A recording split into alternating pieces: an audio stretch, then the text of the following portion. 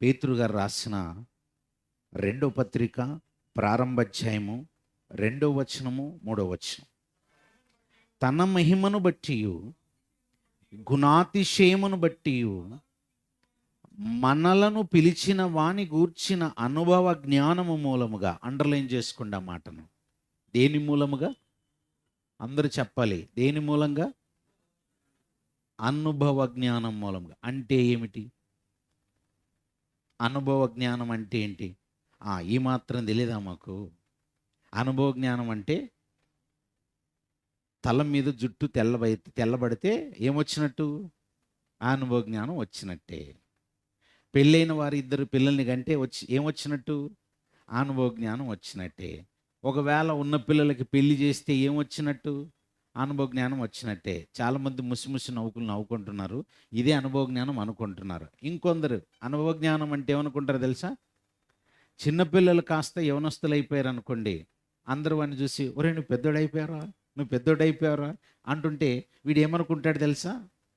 అయితే నేను పెద్దోడిని అయిపోయాను, అనుభవం వచ్చేసింది నాకు అనుకుంటుంటారు. ఆడపిల్లల విషయానికి వచ్చినప్పుడు అమ్మాయి పెద్ద మనిషి అయింది అనగానే ఈమె ఎలా ఫీల్ అయిపోతుంటుంది ఆ పాప అంటే, అయితే నేను పెద్దదాన్ని అయిపోయాను, అనుభవం వచ్చేసింది నాకు అనుకుంటుంటారు. అనుభవం అనేది శరీరము పెరిగినంత మాత్రాన వచ్చేది కాదు, వయసు పెరిగినంత మాత్రాన వచ్చేది కాదు, అవయవాలు ఎదిగాయి అనగానే అనుభవ జ్ఞానం వచ్చినట్టు కాదు, తల నెరిస్తే అనుభవ జ్ఞానం వచ్చినట్టు కాదు, మొహం మీద ముడతలు పడితే అనుభవ జ్ఞానం వచ్చినట్టు కాదు, ఏదో ఉద్యోగాలు సంపాదిస్తే అనుభవ జ్ఞానం వచ్చిన, ఇవి అసలు అనుభవ జ్ఞానం కాదండి. ఇది అనుభవ జ్ఞానం కాదు.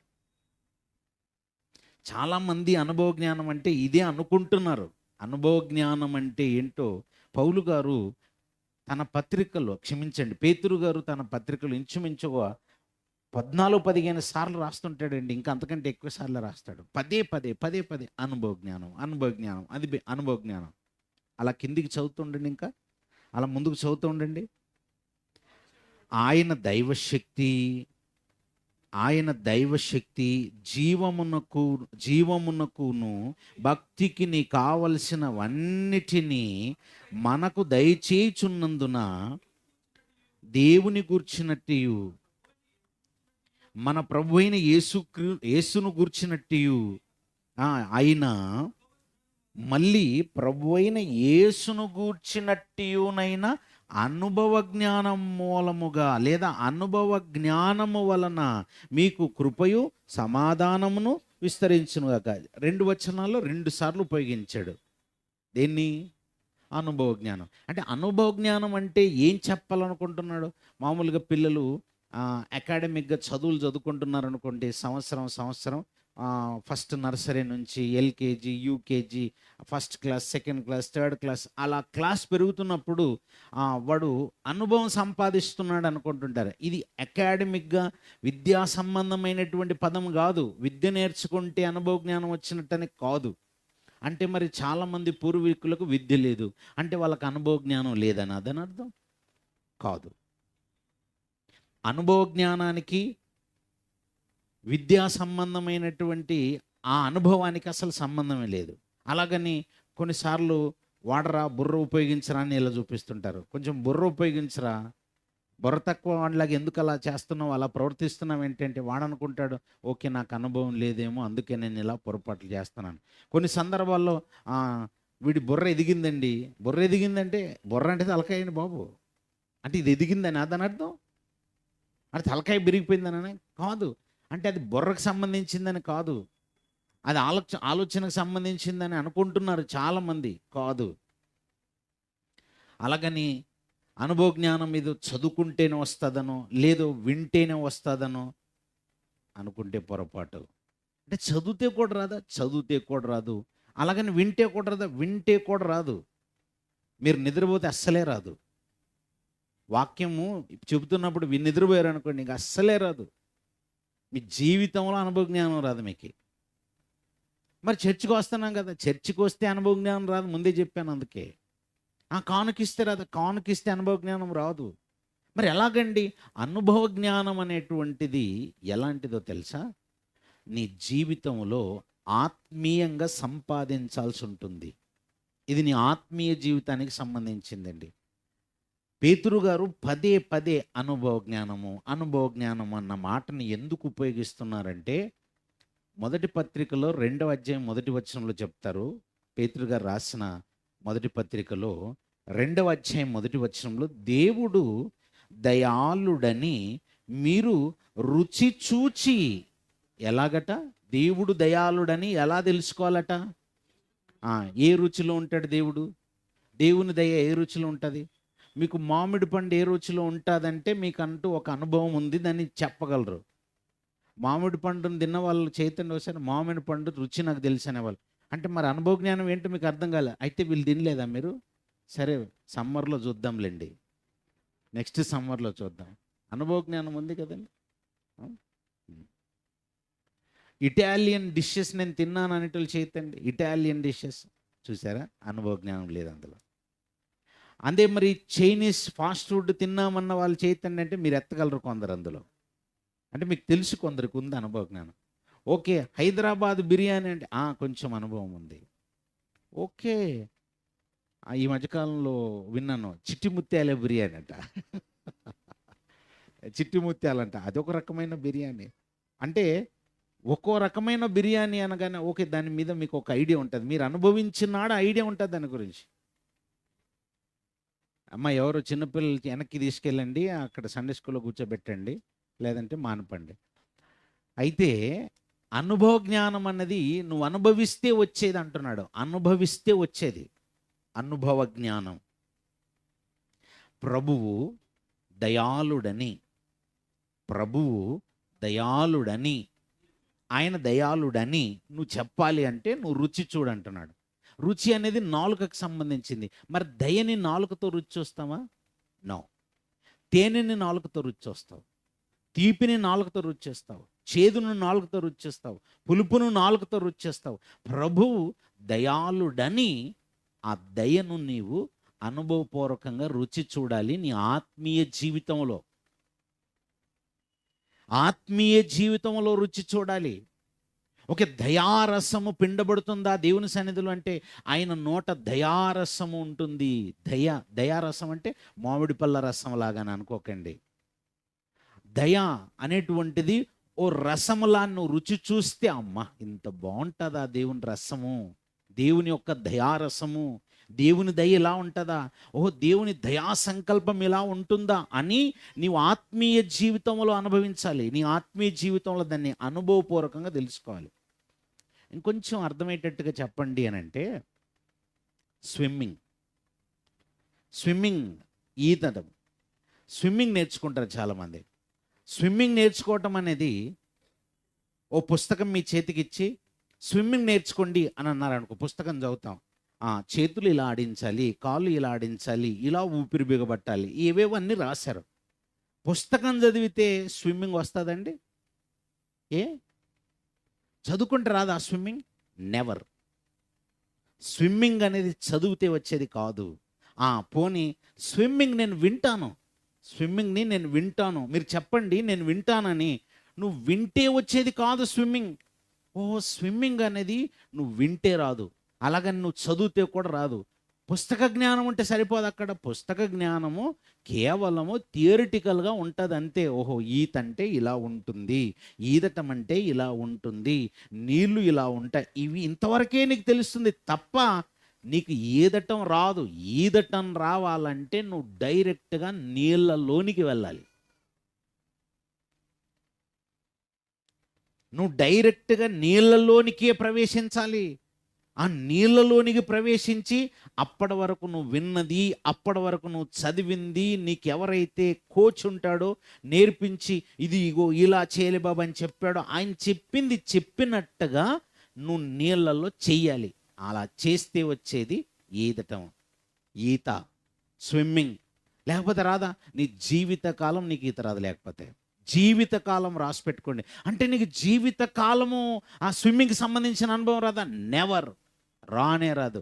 చాలామంది క్రైస్తవులు చర్చిల్లో ఎలా అయిపోయారంటే వాక్యం వింటారు, వాక్యం చెబుతారు, పాటలు పాడుతుంటారు, పాటలు వింటుంటారు, కానుకలు ఇస్తుంటారు. అన్నీ ఎలా ఉంటాయంటే యాంత్రికంగా, యాంత్రికంగా అంటే ఓ యంత్రంకి స్విచ్ ఆన్ చేస్తే ఎలాగైతే గడగడ గడగడ గడగడ పని చేస్తుందో ఆ విధంగా మళ్ళీ స్విచ్ ఆఫ్ అవగానే వీళ్ళు ఆగిపోతారు. వీళ్ళు ఎలా అనుకుంటున్నారంటే యాంత్రికంగా ఆదివారము అలా ఆదివారం నాడు చర్చికి వెళ్ళాలి, ఓ 2 గంటలు ఉండాలి, 2 గంటలు దాటితే మనం ఉండకూడదు, మన మానసిక స్థితి మంచిది కాదు, మనం వెళ్ళిపోవాలి, ఇలా ట్యూన్ అయిపోయి ఉంటారండి. అంటే దేవుణ్ణి క్యాలిక్యులేటెడ్గా కొలుస్తారండి. క్యాలిక్యులేటెడ్గా ప్రతీది కొలిచి చేసేదా అనుభవ జ్ఞానం? అలా కాదు కదా. నువ్వు దిగాలి, నువ్వు ఈత నేర్చుకున్నప్పుడు నీళ్ళలోనికి దిగాలి. అక్కడ నేర్చుకున్నది ఎక్కడైతే నువ్వు ప్రాక్టీస్ చేసావో, ఓ సంపులో ప్రాక్టీస్ చేసావో, స్విమ్మింగ్ పూల్లో ప్రాక్టీస్ చేసావో, అది నీ జీవితంలో ఒకసారి ప్రాక్టీస్ చేసిందంతా చూపించే పరిస్థితి వస్తుంది. అది ఎలా ఉంటుందంటే వైనాడ్ లాంటి ప్రాంతంలో వరదలు వచ్చినట్టుగా నీ జీవితంలో వరదలు వస్తే, ఆ వరదలు వచ్చినప్పుడు అబ్బా నేను మొన్న స్విమ్మింగ్ నేర్చుకున్నాను, ఇప్పుడు కాళ్ళు ఎలా ఆడించాలో, చేతులు ఎలా ఆడించాలో ఇదంతా మర్చిపోయాను, ఉండండి ఒక నిమిషం ఫోన్ ఆన్ చేస్తాను, అంతా చెక్ చేసుకొని సిస్టమ్ ఆన్ చేసి మళ్ళీ ఒకసారి అదంతా రివైండ్ చేసుకొని నేను అప్పుడు స్విమ్మింగ్ చేస్తానన్నావు అనుకో, కుదురుతుందా? అప్పుడు సిస్టమ్ ఆన్ చేయడానికి ఉండదు, అప్పుడు సెల్ ఫోన్ ఆన్ చేయడానికి ఉండదు, అప్పుడు ఆడియో వినడానికి ఉండదు, అప్పుడు వీడియో చూడడానికి ఉండదు, అవి ఉండవు. మరి ఎలాగండి? నువ్వు ఆటోమేటిక్గా క్విక్గా రెస్పాండ్ అవ్వాలి. వరద వచ్చిన వెంటనే కొన్ని క్షణాల్లో ఇల్లు మునిగిపోతుంది కనుక ఆ క్షణాల్లో నీకొచ్చిన ఈతతో లేదా స్విమ్మింగ్తో నీ చుట్టుపక్కల ఉన్న వారిని నువ్వు కాపాడుకోగలగాలి. అలా కాపాడుకోగలగటం అనుభవ జ్ఞానం.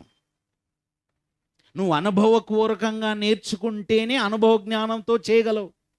అనుభవపూర్వకంగా నేర్చుకోవట్లేదు చాలామంది, ఎలా థియరిటికల్గా నేర్చుకుంటున్నారు. అందుకే చాలామంది క్రైస్తవ్యంలో ఎక్కువ రోజులు విశ్వాసంలో స్థిరంగా ఉండలేకపోతున్నారు, భక్తిలో స్థిరంగా ఉండలేకపోతున్నారు. ఎందుకు భక్తిలో స్థిరంగా ఉండలేకపోతున్నారంటే కారణం వీరు కరెక్ట్గా అనుభవ జ్ఞానాన్ని సంపాదించటంలో విఫలమయ్యారు. అనుభవ జ్ఞానం రావట్లేదండి. అనుభవ జ్ఞానం రావాలయ్యా మీకు అంటున్నాడు పౌలు గారు, పేతురు గారు. ప్రతి ఒక్కరికి అనుభవ జ్ఞానం రావాలి, సంఘములో ఉన్న వాళ్ళందరికీ అనుభవ జ్ఞానం రావాలి అంటున్నాడు. అందరి గురించి చెప్తున్నాడండి ఆ మాట.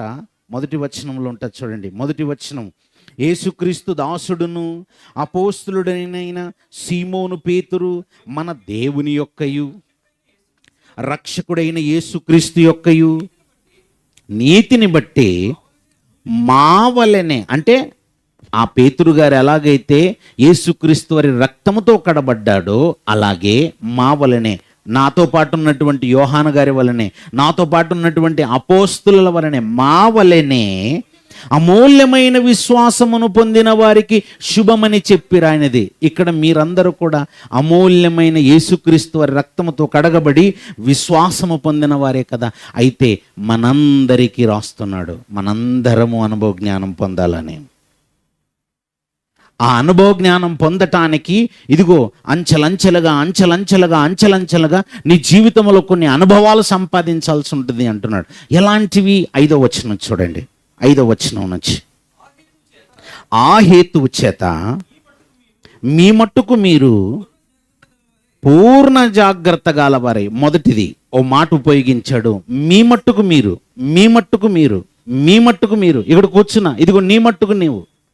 మీరు కుటుంబంగా ఉన్నారా? అయితే మీ మట్టుకు మీరు. అయితే మీరందరూ ఒక కాంగ్రిగేషన్గా ఏర్పడ్డారా? అయితే మీ మట్టుకు మీరు.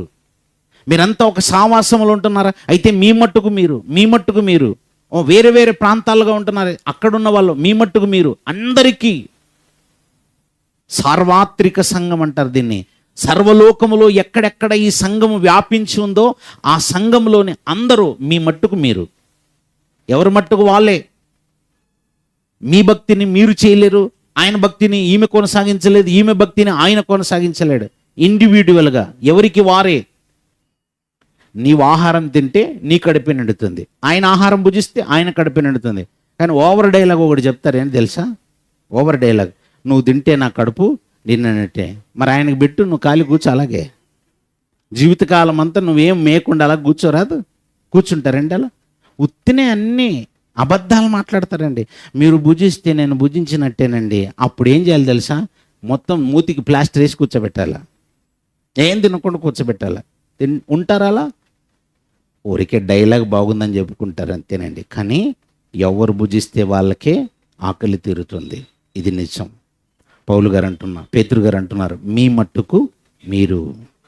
ఫస్ట్ పూర్ణ జాగ్రత్త. పూర్ణ జాగ్రత్త అనే మాటకు అర్థం ఏంటండి? జాగ్రత్తలో 10% జాగ్రత్త ఉంటుంది, 20%, 30%, 40%, 50-50. 50-50 జాగ్రత్త అంటే ఎలాంటిదో తెలుసండి? 50-50 జాగ్రత్త అండి. ఒక బైక్ నడుపుతున్నాం అనుకోండి. బైక్ నడుపుతున్నప్పుడు ఆ బైక్ తయారు చేసిన వాడు 2 వైపులా హ్యాండిల్ పెట్టి ఉంటాడు. ఇలా ఇటువైపు ఉంటుంది, ఇటువైపు ఉంటుంది. అంటే 2 చేతులతో హ్యాండిల్ని పట్టుకొని నడపాలి. ఇప్పుడు పూర్ణ జాగ్రత్త ఏంటంటే 2 చేతులతో హ్యాండిల్ పట్టుకోవటం. పూర్ణ జాగ్రత్త ఏంటంటే ఈ 2 కాళ్ళను ఆపరేట్ చేయటం. ఓ కాలుతో బ్రేక్ ఆపరేట్ చేయటం, ఓ కాలుతో గేర్ ఆపరేట్ చేయటం. ఇది పూర్ణ జాగ్రత్త. ఇప్పుడు దాంట్లో 50% అంటే ఎలా ఉంటుందో చెప్తున్నాను. 50% బైక్ నడుపుతున్నప్పుడు ఒక చేత్తో పట్టుకుంటుంటారు, ఓ చేత్తో సెల్ ఫోన్ ఆపరేట్ చేస్తుంటారు. ఓ చేతితో పట్టుకున్నావు, ఓ చేతితో సెల్ ఫోన్ ఆపరేట్ చేయండి అని పెట్టలేదు ఆ బైక్కి రెండో వైపున హ్యాండిల్. 2 వైపుల చేతులతో పట్టుకొని అన్నారు. అంటే పూర్ణ జాగ్రత్తను కాస్త ఏం చేసామంటే 50%. దాన్ని ఏమంటారంటే ఆ జాగ్రత్త. ఒక్క చేతిని ఉపయోగిస్తున్నావంటే నువ్వు నిర్లక్ష్యంగా ఉన్నావు. ఇంకా కొందరు ఘోరంగా 0% జాగ్రత్త వెళ్తారనమాట. 0% జాగ్రత్త అంటే అర్థం ఏంటి తెలుసా? 2 చేతులను వదిలేసి జోబులో పెట్టుకొని వెళ్తుంటారండి.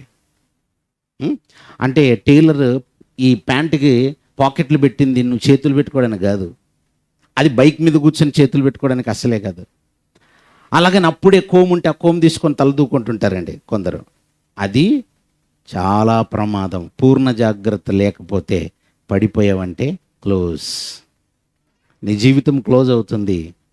నీ ఆత్మీయ జీవితంలో కూడా వాక్యం విషయంలో నువ్వు పూర్ణ జాగ్రత్త అంటే 1% కూడా నిర్లక్ష్యం ఉండకూడదు.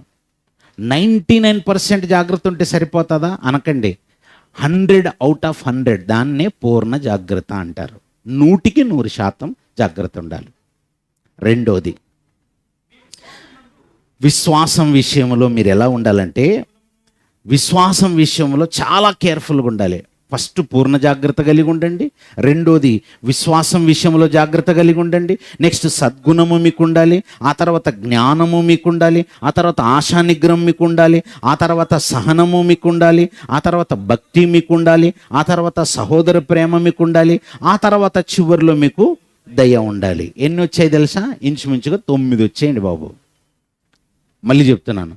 ఫస్ట్ పూర్ణ జాగ్రత్త, తర్వాత విశ్వాసం, ఆ తర్వాత సద్గుణము, ఆ తర్వాత జ్ఞానము, ఆ తర్వాత ఆశ నిగ్రహము, ఆ తర్వాత సహనము, ఆ తర్వాత భక్తి, ఆ తర్వాత సహోదర ప్రేమ, ఆ తర్వాత దయ. దయ దగ్గర పుట్టినోట్లో 1 అని రాసి కిందేమంటాడు తెలుసా? ప్రేమ.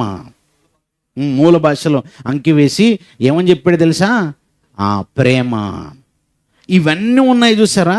ఇవన్నీ ఒక దాంట్లో ఒకటి నువ్వు అమర్చుకోవాలట.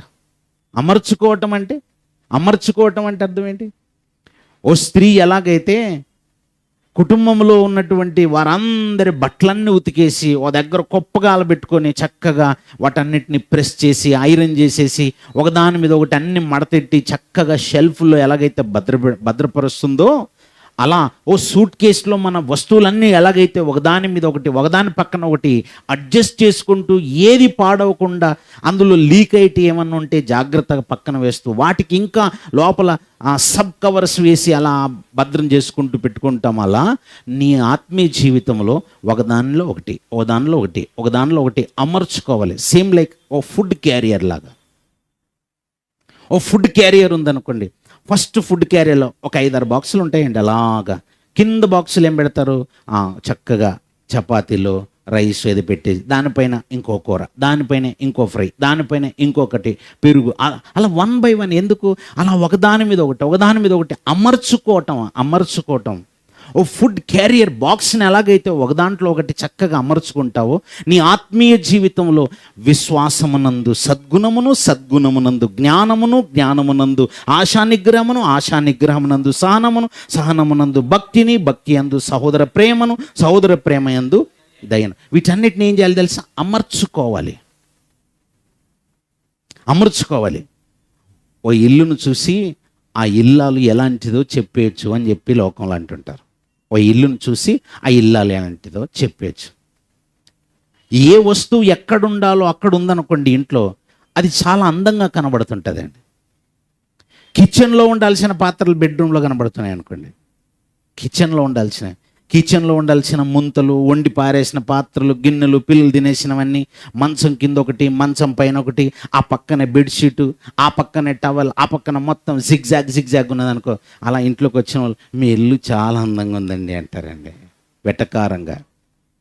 ఆ ఇల్లు అందంగా ఉండదు. పిల్లలు భోజనం చేస్తున్నప్పుడు అన్నం మెతుకులు, పప్పులు, కూరలు అన్నీ పారేసి మొత్తం అంతా గందరగోళంగా చేస్తున్నారనుకో, ఆ అన్నం మెతుకుల్లోనే అమ్మగారు వెళ్ళిపోయి కూర్చున్నారనుకోండి, తెలివైన స్త్రీ అంటారు ఆమెని. ఇల్లు చక్కబెట్టుకోవటం రాదేమికి అంటారు. అసలు ఇంట్లో కూడా అడుగు పెట్టరు, బయటికి వెళ్ళిపోతారు. ఉందామనుకున్నానండి, ఒక గంట సేపు కూర్చుందాం అనుకున్నాను, కానీ మళ్ళీ వస్తానులేండి అంటారు. ఎందుకు మళ్ళీ వస్తానన్నారు తెలుసా? నీ ఇల్లు చూస్తే అంత దరిద్రంగా ఉంది, నీ కరెక్ట్గా అరేంజ్మెంట్స్ బాగాలేవు, అమరిక బాగాలేదు మీ ఇంట్లో. ఏ వస్తువు ఎక్కడ అమర్చుకోవాలో నీకు తెలియదు.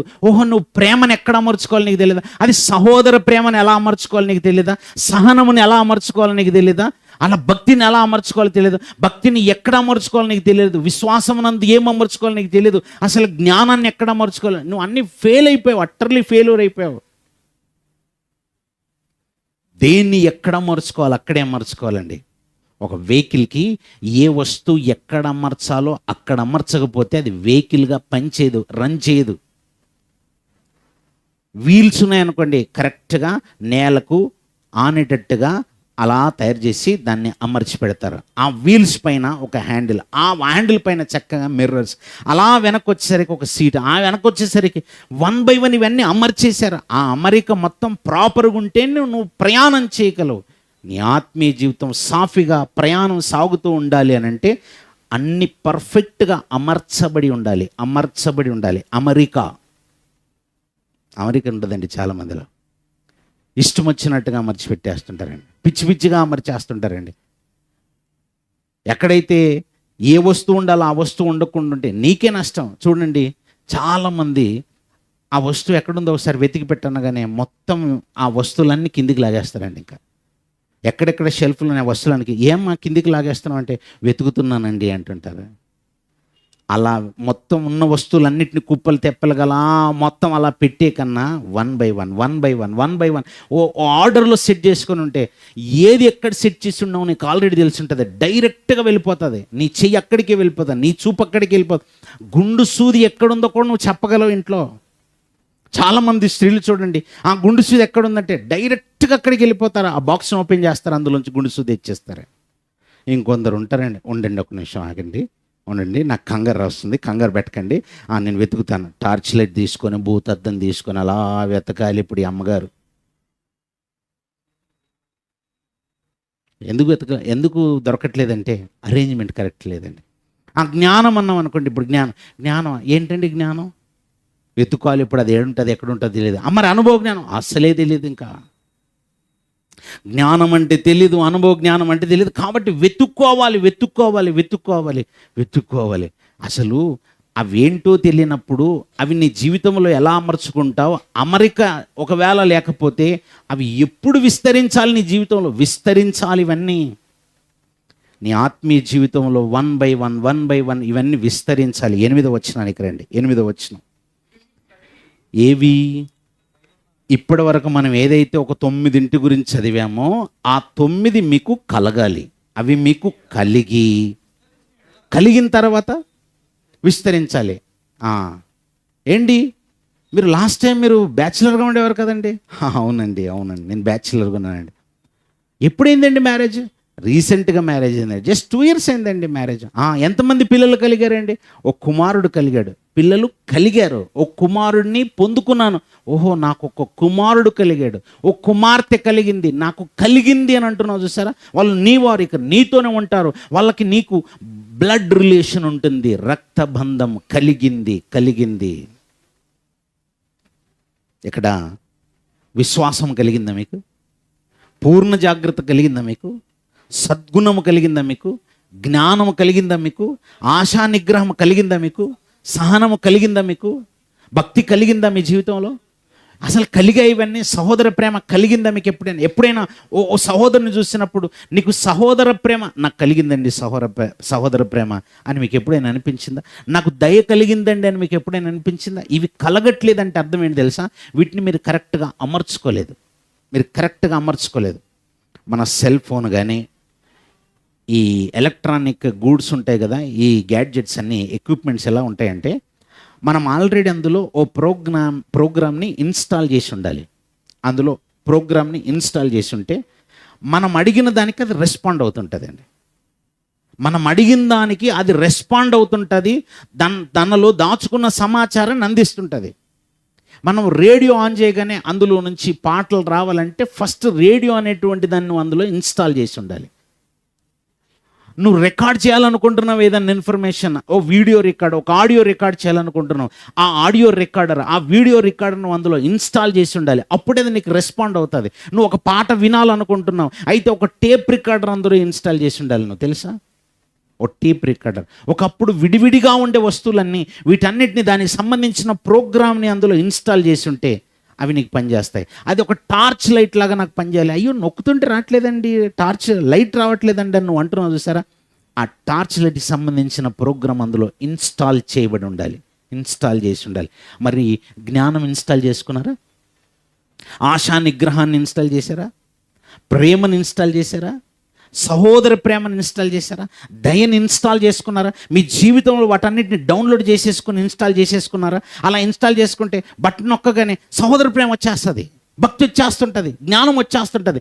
ఆటోమేటిక్గా నీలో కనబడుతుంటాయి. అవి కనబడట్లేదంటే నువ్వు కరెక్ట్గా అమర్చుకోలేదు, వాటిని కరెక్ట్గా అమర్చుకోవాల్సిన పద్ధతిలో నువ్వు అమర్చుకోకపోయినా నీలో కనబడవు. అమర్చుకోవాల్సిన పద్ధతిలో వాటన్నిటినీ వన్ బై వన్ దేంట్లో ఏది అమర్చుకోవాలో అది అమర్చుకోవాలి. దేంట్లో ఏది అమర్చుకోవాలో అది చక్కగా అమర్చుకుంటే ఆ అమర్చుకున్నవన్నీ నీకు కలిగాయి. ఆ కలిగినవి ఇవి మీకు కలిగి నెక్స్ట్ ఏమవ్వాలి తెలుసా? విస్తరించాలి. కలిగితే సరిపోదట. అంటే కలగటం అంటే ఏంటి, మళ్ళీ విస్తరించటం అంటే ఏంటి? మీకు అది కలిగింది విస్తరించాలి. ఇప్పుడు కలిగింది విస్తరించటం అంటే ఏంటి? కలిగింది విస్తరించడం అంటే ఏంటి? విశ్వాసం ఉందని. విశ్వాసం విస్తరించడం అంటే ఏంటి? విశ్వాసం విస్తరిస్తుందా? విస్తరిస్తుంది. విశ్వాసము ప్రారంభంలో నీకు వచ్చినాడున్న విశ్వాసము నీ జీవితంలో విస్తరించి విస్తరించి విస్తరించి విస్తరించి అలా శాఖోపశాఖలైపోవాలా. రామోజీరావు గారని చాలా పెద్ద వ్యాపారవేత్త. ఆయన ప్రారంభంలో పచ్చళ్ళు అమ్ముకునే వాళ్ళు అని చెప్పారండి. ఆయన గురించి ఆర్టికల్ చదువుతుంటే పచ్చళ్ళు అమ్ముకునే వాళ్ళు, బఠానీలు అమ్ముకునే వాళ్ళు, ఇలాంటి మాటలు ఆయన గురించి విన్నాను. అలా విన్న ఆయన అలా చేసినటువంటి ఆయన అంచెలంచెలుగా తన వ్యాపారాలని మెల్లిమెల్లిగా విస్తరింపజేస్తూ అన్ని రంగాలలో దాదాపుగా చాలా రంగాల్లోనికి అడుగుపెట్టాడు. అలా అడుగుపెట్టిన ఆయన పేరు తెలియని వారు లేకుండా అంత స్థాయికి వ్యాపారాన్ని విస్తరింపజేశాడు. ధీరుభాయ్ అంబానీ అనేటువంటి ఆయన ప్రస్తుతం భారతదేశంలో అత్యంత ధనికుల లిస్టులో ఉన్నటువంటి ముఖేష్ అంబానీ, అనిల్ అంబానీ, రిలయన్స్ ఇండస్ట్రీస్కి సంబంధించిన ఆ అధినేతలు ఎవరైతున్నారో వాళ్ళ నాన్న. ఆయన ప్రారంభంలో చిన్న సైకిల్ని తొక్కుతూ నడుపుకుంటూ ముంబై లాంటి పరిసర ప్రాంతాల్లో చిన్న చిన్న వస్తువులు అమ్మేవాడట. బఠానీలు కూడా అమ్మేవాడటండి. బఠానీలు, చిన్న వ్యాపారాలు, పొట్లాలు అమ్ముకొని అమ్మేయటం, చాక్లెట్లు అమ్మటం, ఇలాంటివి చిన్నగా చేస్తూ అంచెలంచెలుగా వాళ్ళ పిల్లలకి ఓ పెద్ద సామ్రాజ్యాన్ని అప్పచెప్పాడు. ఆయన చనిపోయే నాటికి వ్యాపార సామ్రాజ్యాన్ని. ఏం జరిగింది? ఆయన వ్యాపారం అంటే విస్తరించింది. ఎక్కడెక్కడ విస్తరించింది? రాష్ట్రాల్లో విస్తరించింది. ఇంకా ఎక్కడెక్కడ విస్తరించింది? దేశాల్లో విస్తరించింది. అంటే దేశ విదేశాల్లో కూడా విస్తరించింది ఆ వ్యాపారం అంటే. ఎస్, విస్తరిస్తాయి. కొన్ని బ్రాండ్స్ ఉంటాయి, ఎక్కడో వేరే దేశానికి సంబంధించిన బ్రాండ్స్, మనం వేసుకునే బట్టలకు సంబంధించిన బ్రాండ్స్ కావచ్చు, మనం వాడుతున్నటువంటి ఫోన్కి సంబంధించిన బ్రాండ్స్ కావచ్చు. ఇవన్నీ మన దేశంలో మనం తయారు చేసేది కాదు. ఈ సెల్ ఫోన్లు ఉన్నాయనుకోండి, రెడ్మీ అంటాడు, రియల్మీ అంటాడు, వివో అంటాడు, ఐఫోన్ అంటాడు, సామ్సంగ్ అంటాడు, గెలాక్సీ అంటాడు, ఇంకో యాక్సీ ఏదేదో అంటాడు. ఇవన్నీ మీరు ఎవరైనా తయారు చేస్తున్నారా? మనవి కాదు. ఎక్కడో దేశాల్లో, ఏదో దేశాల్లో తయారైనవంతా మెల్లిమెల్లిగా మెల్లిమెల్లిగా విస్తరించింది వాళ్ళ వ్యాపారం. అలా వ్యాపారము విస్తరించింది. విస్తరించటం అంటే అలా. మరి విశ్వాసం విస్తరించాలి. నీ విశ్వాసం ఎలా మారుమోగిపోవాలంటే అలా విస్తరించి విస్తరించి విస్తరించి విస్తరించి దేశ విదేశాలకు వెళ్ళిపోవాలా, ఎల్లలు లేనంత దూరంగా ప్రాకిపోవాలా. అలా ప్రాకిపోయిందండి అబ్రహాము గారి విశ్వాసం. అబ్రహాం అని అంటే లేడు ఈరోజు, బట్ అబ్రహాము గారి విశ్వాసము అలా స్ప్రెడ్ అయిపోయిందండి. ఎంత స్ప్రెడ్ అయిపోయిందంటే అబ్రహాము గారి పేరు తెలియనోడు లేడన్నంతగా స్ప్రెడ్ అయిపోయింది. క్రైస్తవ్యంలో అబ్రహాం పేరంటేనే నాకు తెలియదని వాళ్ళు ఎవరైనా ఉంటారో చెప్పండి? అబ్రహాము గారిని నాకు అసలు ఆయన విశ్వాసులకు తండ్రి అంటే నాకు తెలియదండి అని ఎవరు చెప్పగలరు చెప్పండి?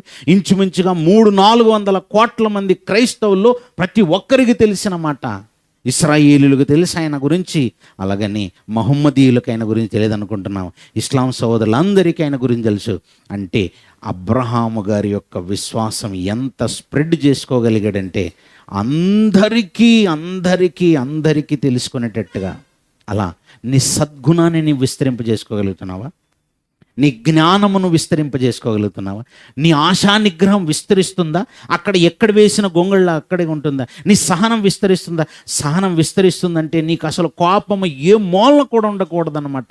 అలా ప్రతిదాన్ని నువ్వు ఓర్చుకొని ఓర్చుకొని ఓర్చుకొని ఓర్చుకొని నీ మీద ప్రతి ఒక్కరు రాళ్ళేస్తున్నా వాటన్నిటినీ దాన్నంతా ఓర్చుకుంటూ ఓర్చుకుంటూ నీ బాధనంతా పంటి కింద అలా దాచుకుంటూ సహనంతో సహనంతో సహనంతో విస్తరించాలి.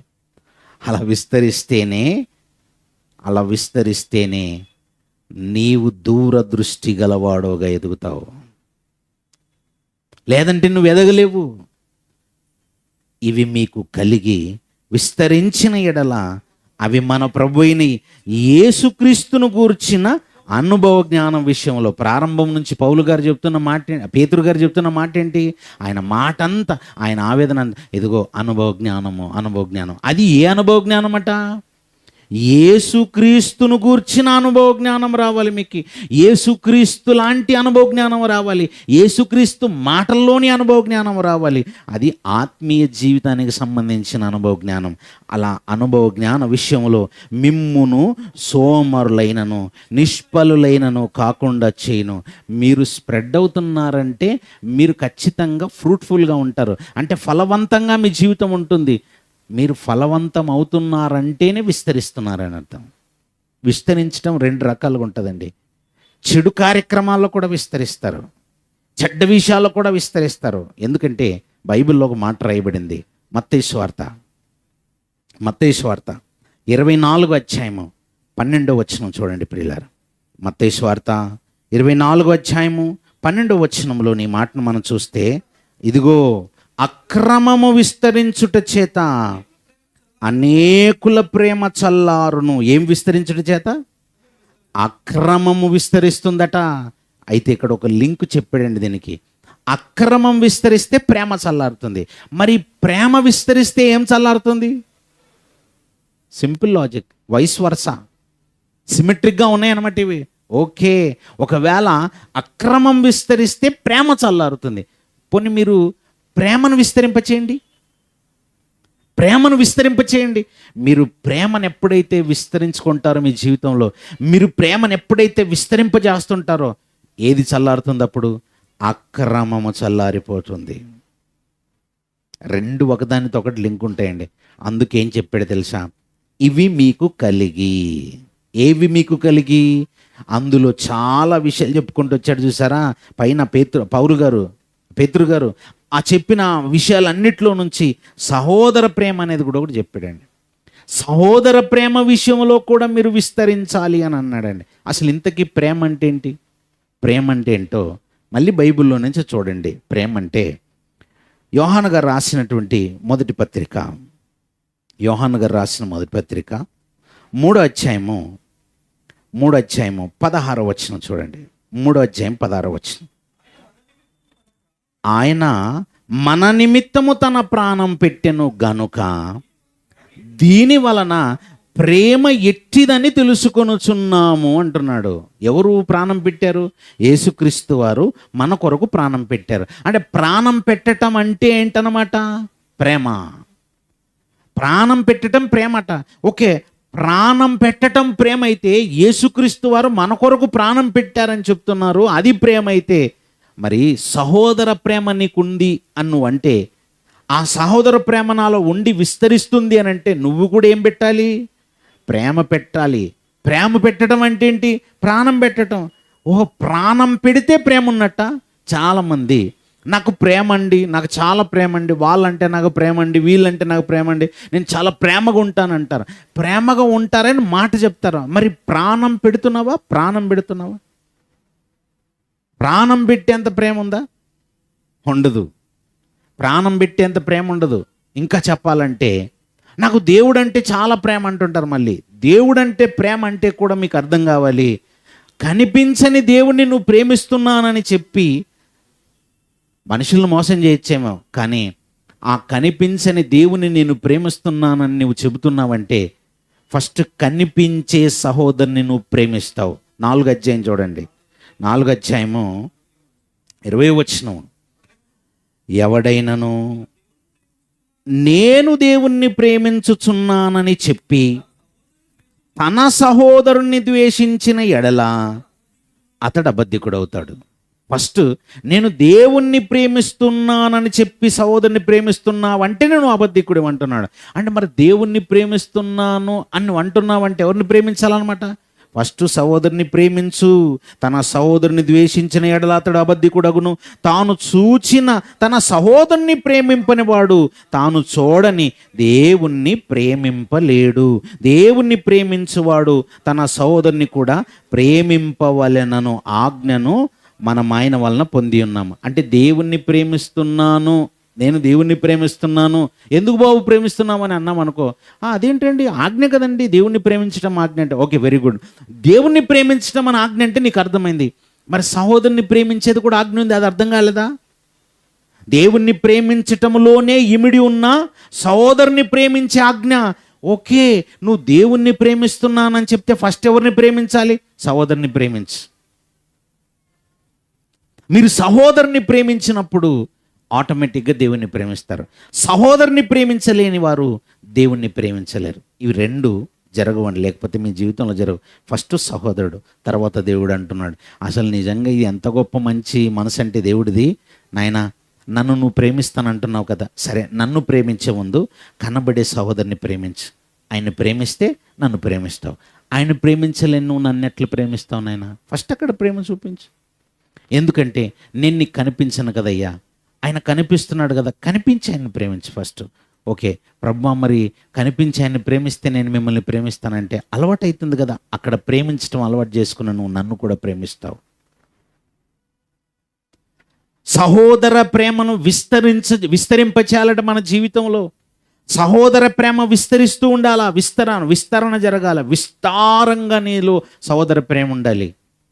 తీతు అని ఆయన పౌలు గారు ఏం చెప్తే అది వాక్యం ఎక్కడ ప్రకటన చేయంటే అక్కడ అయిపోయేవాడండి. ఈయన గ్రీసు దేశస్తుడని రాయబడింది. పౌలు గారు, నాయనా తీతు గలతీ ప్రాంతానికి వెళ్ళు అని చెప్పండి, అక్కడ వెళ్ళటం. ఎఫెస్కి నాతో పాటు రానేనంటే వెళ్ళిపోవటం. నాయన కొరింథీలో కొంచెం పని ఉంది, వెళ్ళాలి నాయన. ఏం చేయాలండి? వాక్యం చెప్పాలి నాయన, ఆత్మీయంగా వాళ్ళని బలపరచాలంటే వెళ్తానండి. ఎప్పుడైనా పౌలు గారి పరిచర్యలో ఉన్నటువంటి వాళ్ళు జవదాటి వాళ్ళు కాదండి. ఒక్కసారి కూడా వాళ్ళ జీవితంలో వద్దండి నేను చేయనండి అనే మనస్తత్వం లేని వాళ్ళు. ఏదో ఒకరిద్దరు ఉన్న వాళ్ళు వెళ్ళిపోయారు, ఆయన నుంచి దూరంగా వెళ్ళిపోయారు. ఉన్న వాళ్ళంతా మంచి మనసున్న వాళ్ళు వాక్యం చెప్పటానికి నువ్వు ఫలానా ప్రాంతానికి వెళ్ళంటే మారు మాట్లాడకుండా వెళ్ళిపోయే వాళ్ళండి.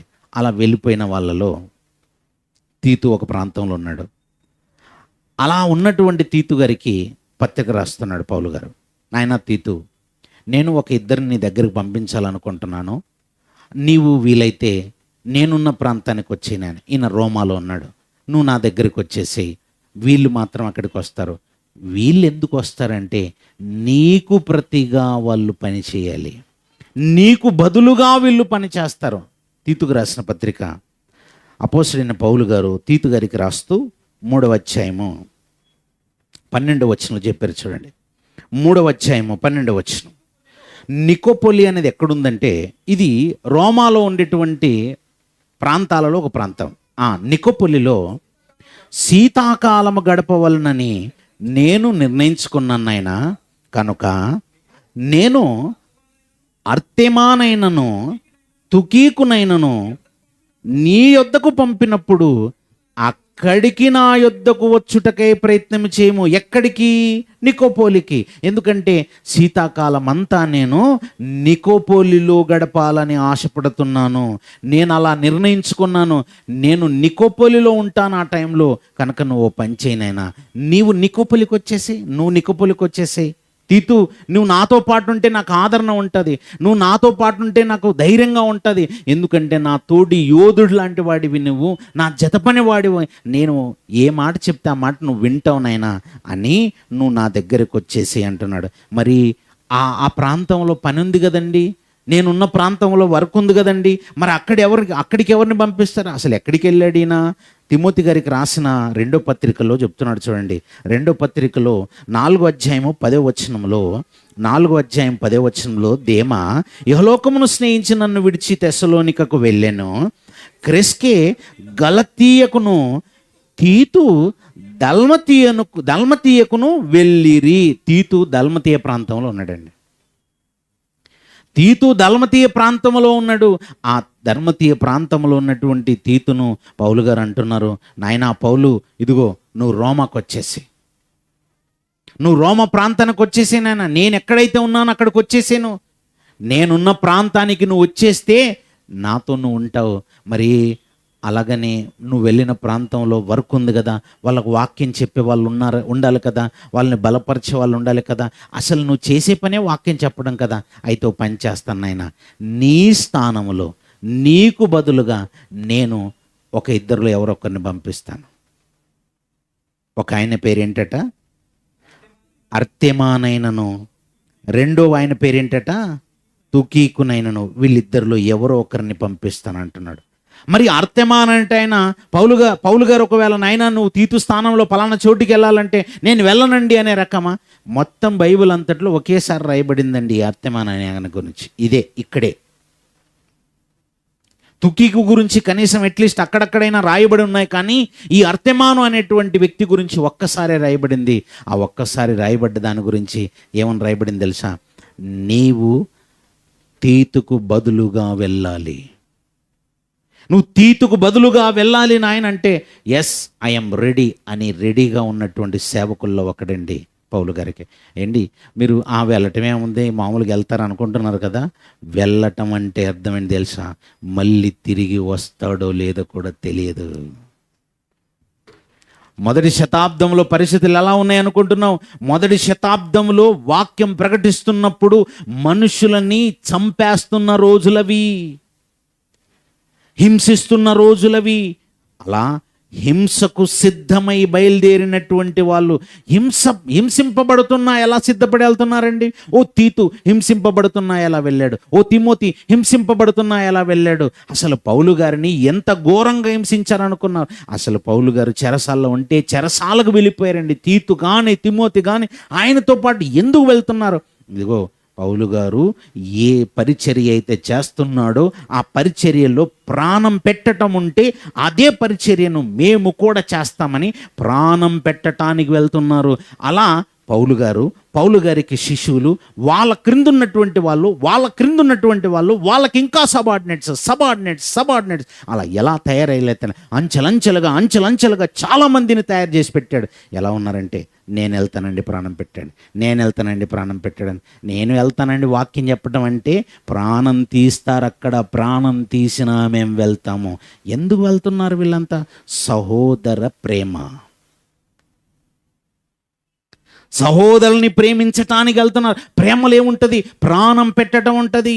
ప్రాణం పెట్టటము వాక్యం ప్రకటిస్తున్నప్పుడు నీ ప్రాణాలు తీస్తారన్నా మేము వెళ్తామని బయలుదేరారండి వీళ్ళు. సహోదర ప్రేమ అంచెలంచెలుగా విస్తరించింది. వాళ్ళకు కలిగింది, విస్తరించింది. విస్తరించింది గనక వాళ్ళు చూపించారు, వాళ్ళ జీవితంలో చూపించారు. అందుకే పేతురు గారు అంటున్నారు, బాబు మీలో పూర్ణ జాగ్రత్త ఉండాలి, మీరు విశేషమైన జాగ్రత్త కలిగి ఉండండి. ఆ విశేషమైన జాగ్రత్త మీరు కలిగి ఉండాలి. ఆ విశేషమైన జాగ్రత్తలో మీరు విస్తరించాలి. మీరు విస్తరించాలి. విస్తరించకపోతే మీరు ఎంత ప్రయత్నం చేసినా లాభం లేదు. ఎందుకంటే ఏదో ఒక సందర్భంలో మీరు పడిపోతారు. దావీదు కొడుకు అబ్షాలోం చచ్చిపోయాడండి. అబ్షాలోం చనిపోయాడండి. అబ్షాలోం చనిపోగానే దావీదు ఏడుస్తున్నాడండి. ఎలా ఏడిచాడు తెలుసా? ఒకసారి మాట చూడండి. సమూయేలు గ్రంథంలో నుంచి మాట చూడండి. 2వ గ్రంథము 18వ అధ్యాయము, సమూయేలు గ్రంథము 2వ గ్రంథంలో నుంచి 18వ అధ్యాయము 33వ వచనం చూడండి. 33వ వచనం.